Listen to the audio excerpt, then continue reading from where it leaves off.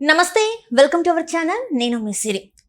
ఆ జ్యోతిష్యుడు సలహాతో కేసీఆర్ గారు ఒక సంచలన నిర్ణయం తీసుకున్నారు. ఇంతకా ఏంటి ఆ నిర్ణయం? సో ఈ అంశాన్ని మనకి ఇంకా వివరించడానికి మనతో పాటు ఉన్నారు ప్రముఖ సీనియర్ జర్నలిస్ట్ జగదేవ్ గారు. నమస్కారం. నమస్తే సార్, ఒక జ్యోతిష్యుడి సలహాతోని కేసీఆర్ గారు సంచలన నిర్ణయం తీసుకున్నట్టు మనకు వార్తలు వస్తున్నాయి. ఇంతకా ఆ సంచలన నిర్ణయం ఏంటి సార్? ఇంతకా ఆ జ్యోతిష్యుడు ఎవరు? అంటే అతనికి జాతకపరంగా కూడా నక్షత్రపరంగా బాగాలేదు, బాగుండదు అని కూడా సజెస్ట్ చేశారట. జ్యోతిష్యుడు ఎవరో మనకు తెలియదు, కానీ ఉన్నారు, చాలామంది ఉన్నారు. ఇప్పుడు ఆయనకి పర్టికులర్గా ఏమైనా సర్జరీలు అయితే ఒక డాక్టరు, లేదా అతనికి ఇలాంటి విషయాల్లో సజెస్ట్ చేయడానికి ఒకరు, అలాగే అతను రాజశ్యామల యాగం కూడా చేశారు. అలాగైతే ఇప్పుడు చేయాలి, ఎలా చేయాలి, ఇట్లాంటివి సలహా ఇచ్చేవాళ్ళు చాలామంది ఉన్నారు. అండ్ మోర్ ఓవర్ ఆయన పూజలు వేద పండితులకి, ఇట్లాంటి పూజలు పునస్కారాలు చేసే వాళ్ళకి దైవ చింతన వంటి కొంచెం ఎక్కువగా ఉందని చెప్పొచ్చు. ఎందుకంటే యాదాద్రిది కూడా యుద్ధ ప్రాతిపదికన ఒక రకమైన దానికి ఒక ప్రెస్టీజ్గా తీసుకొచ్చారు. యాదగిరిని యాదాద్రిగా మార్చారు. తరువాత ఆయన ప్రతిదీ కూడా దేవాలయాలకు ఇచ్చే ఇంపార్టెన్స్ కానీ, లేదంటే దేవాలయాల్లో జరిగే క్రతువులకి ఇంపార్టెన్స్ కానీ, ఆయన గత ఎన్నికల ముందు కూడా నిర్వహించారు, అంతకుముందు ఎన్నికల ముందు నిర్వహించారు. 2018లో కూడా ఆయన ఫామ్ హౌస్లో రాజశ్యామల యాగం ఏదో నిర్వహించారు. ఆ తర్వాత మొన్న కూడా మళ్ళీ చేశారంట. ఫస్ట్ ఆయన బీఆర్ఎస్ పెట్టిన తర్వాత కూడా తెలంగాణ రాకముందు ఢిల్లీలో కూడా ఒక పెద్ద, ఆయన సొంత ఇంట్లో ఢిల్లీలో గృహప్రవేశం చేసినప్పుడు కూడా ఒక పెద్ద యాగం. అంటే ఎందుకు అవన్నీ చెప్తున్నానంటే ఆయన కొద్దిగా దైవ చింతన అది ఉంది, ఇటువంటివి కొంచెం నమ్ముతారని అనిపిస్తుంది నాకు. సో ఈ నేపథ్యంలో ఆయనకి కొంచెం గడ్డు పరిస్థితులు రాబోతున్నాయి అన్నట్టుగా సూచాయిగా చెప్పారు. బట్ ఎంత చెప్పినా ప్రతిదానికి కూడా ఈ హైందవ సిద్ధాంతం ధర్మంలో ఒక రెమెడీస్ అంటే ఉంటాయి, పూజలు పునస్కారాలు వాటికి. కాకపోతే కరెక్ట్ రెమెడీ చెప్పగలగాలి.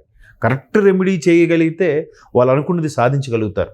80% సక్సెస్ ఉంది ఆ విషయంలో.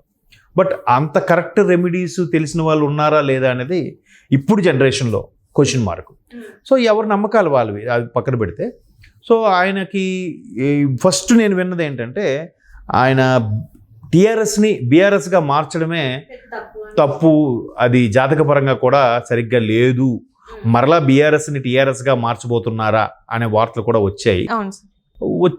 సర్లే, ఎందుకో అలా అయినప్పటి నుంచి కూడా దాని మీదకి కొంచెం బురద జల్లడము, ఆ పార్టీ మీదకి, లేదంటే కొంచెం ప్రాతినిధ్యం తగ్గడం, ప్రజల్లో వ్యతిరేకత ఏర్పడి ఇవన్నీ జరుగుతున్నాయని చాలామంది చెప్పినా కూడా ఎందుకో ఆయన పెడచెవిని పెట్టారని కూడా వార్తలు, అంటే ఆ నోట ఈ నోట విన్న మాట అది.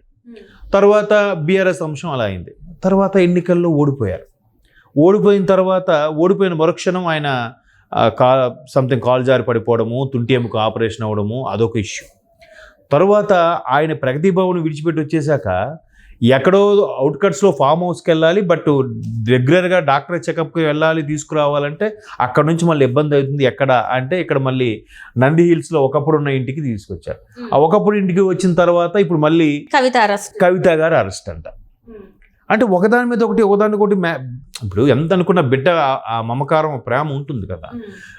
అరే ఏంటి ఇలా జరుగుతుంది, కవిత అరెస్టు, అప్పుడేంచి పడిపోయారు, ఇప్పుడేంచి ఎన్నికల్లో ఓడిపోయారు. ఇప్పుడు లోక్సభ ఎన్నికలకు సంబంధించి కూడా సర్వేలు కూడా ఏం చెప్తున్నాయి, 17కి మ్యాక్సిమము 10 కాంగ్రెసే వస్తాయి, ఒక 3 బీఆర్ఎస్కి, 3 బీజేపీకి, 1 ఎంఐఎంకి వస్తుంది. ఒకవేళ కాంగ్రెస్కి ఒక 12 సీట్లు కానీ వచ్చినట్టయితే ఇంకా బీఆర్ఎస్ దగ్గర ఒకటి, బీజేపీ ఒకటి, చెరో ఒకటి తగ్గి 2 వస్తాయి. అంటే మరి అవన్నీ డీమెరిట్సే కదా, అవన్నీ చెడుకు సంకేతాలు. అంటే రాజశ్యామల యాగం చేసిన వ్యక్తి, రాజయోగంతో 2 సార్లు ముఖ్యమంత్రిగా చలామైన వ్యక్తి, తెలంగాణ ఉద్యమంలో కీలకంగా ఉన్న కేసీఆర్ గారు దాన్ని ఏమంటారు, తెలంగాణ జాతిపితగా కూడా చాలామంది అభివర్ణించారు కదా. అంటే ఏదైతేనేమో అన్ని పార్టీలని కానీ, అన్ని ఉద్యోగ సంఘాలను కానీ, లేదా ప్రజా సంఘాలని ఒక తాటి మీద తీసుకురావడము, ఆయన ఉపవాస దీక్ష, నిరాహార దీక్ష చేయడము, మొత్తానికి కేంద్రం కాంగ్రెస్ మెడలు వంచి తేవడము ఏదో జరిగింది. మొత్తానికి సాధించుకున్నారు, 2 సార్లు ముఖ్యమంత్రిగా మంచి మెజార్టీతో వచ్చారు. సో ఎటువంటి వ్యక్తి ఒక్కసారిగా పదవి పోయేసరికి ఒకదానికొకటి పరాభవం అవ్వడము, ప్రతిపక్షంలో ఉండిపోవడము, ప్రతిపక్షంలో అందరూ ప్రమాణ స్వీకారం చేసినప్పుడు వెళ్ళకపోవడము, ఆయన ఆపరేషన్ అవ్వడము, తర్వాత సెపరేట్గా ప్రమాణ స్వీకారంకు వెళ్ళడము, ఇప్పుడు బిడ్డ అరెస్ట్ అవ్వడము, ప్రగతి నివాసం నుంచి బయటకు వచ్చేస్తే ఎక్కడ ఉండాలి అంత. ఇప్పుడు 10 ఏళ్ళు ముఖ్యమంత్రిగా చేసిన వ్యక్తి, తర్వాత ఉద్యమం నేత, అంత సీనియర్ నాయకులు అయ్యింది ఇప్పుడు ఆయన కలవడానికి చూడడానికి రోజుకు 10 మంది 50 మంది వస్తుంటారు పోతుంటారు. మరి అలాంటప్పుడు ఆ చిన్న హౌస్ ఏం సరిపోతుంది? బట్ ఆ చిన్న హౌస్లో ఉన్నారు కాబట్టి అది ఇబ్బందికర పరిస్థితులు ఉన్నాయి. దానివల్ల కవిత గారు కూడా ఇప్పుడు ఆ ఇల్లు వాస్తుపరంగా సెంటిమెంట్ పరంగా జ్యోతిషపరంగా అచ్చి రాలేదని కూడా వార్తలు వస్తున్నాయి. అయితే ఇప్పుడు జనరల్గా ఎలా ఉంటుందంటే అమ్మా, వాస్తు ఈ జ్యోతిష్యం అనేది కొందరు నమ్ముతారు, కొందరు నమ్మరు. ఆ నమ్మితే అరే నమ్మితే అలాగే జరుగుతుందిరా అని అనుకుంటాం, నమ్మపోతే ఏదీ లేదురా అంటారు. కానీ అది ఎవరు చెప్పగలరు? నమ్మకినా నమ్మకపోయినా విధిరాత ఎవరు తప్పించలేరు. అది జరగాల్సింది జరుగుతుంది. అది ఏ ధర్మమైనా అదే మాట చెప్తుంది. సో ఇట్లా అయినప్పుడు వాళ్ళకి ఎవరైతే కుటుంబ వ్యవహారంకు సంబంధించి వేద పండితులు ఆ జ్యోతిష్యులు అనేవారు చెప్తారో వాళ్ళు ఆ గతంలో కొన్ని చెప్పినప్పుడు జరిగాయి అనుకో, 2 జరిగినప్పుడు మూడోది ఎట్లాగా? ఇప్పుడు మొన్న ఆవిడెవరు సాయన్న బిడ్డ నందిత ఆవిడ కూడా జ్యోతిష్యుడు ఏం చెప్పారట, అమ్మ నీకు గండాలు ఉన్నాయి కొద్ది జాగ్రత్తగా ఉండి తల్లి అన్నారట.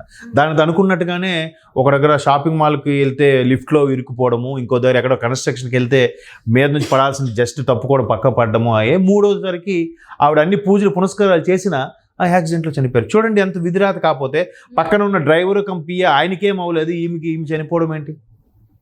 ఒకవేళ ఆ యాక్సిడెంట్ అయింది అనగానే హార్ట్ అటాక్తో చనిపోయిందా? భయంతో ఉన్న హార్ట్ అటాక్ వచ్చి చనిపోయిందా? కారణాలు తెలియవు.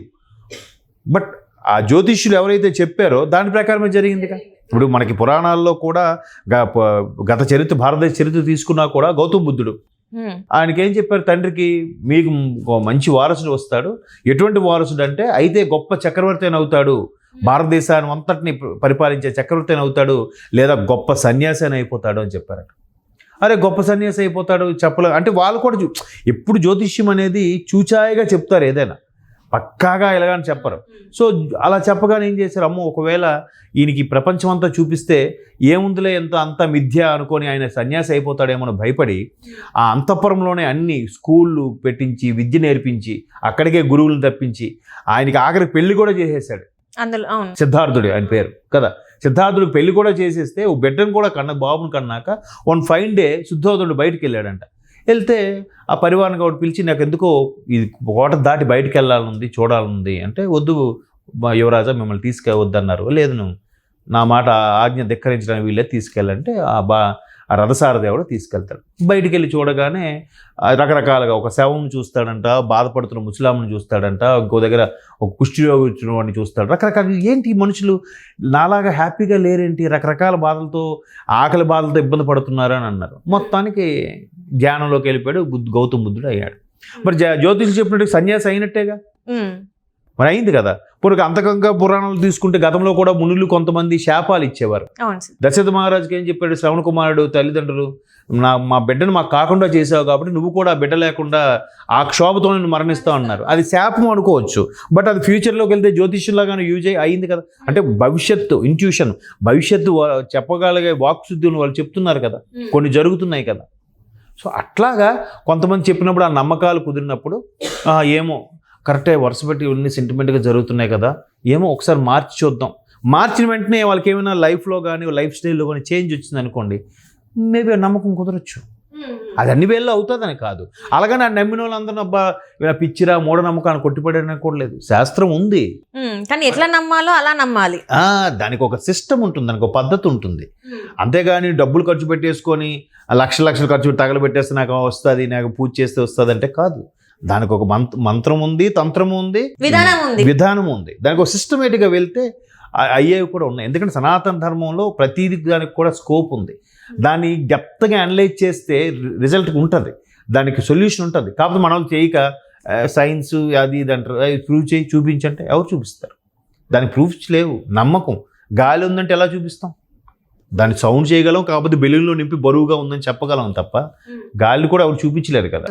అలాగే ఇది కూడా మేబీ ఆ జ్యోతిషి చెప్పిన దాన్ని కానీ కొన్ని నమ్మకాలు కుదిరిన తర్వాత ఇప్పుడు మళ్ళీ ఆయన షిఫ్ట్ అవుతారో లేదంటే రాజీకి వచ్చైనా ఇంకేమైనా చేసి విడిపించుకుంటారో చూద్దాం.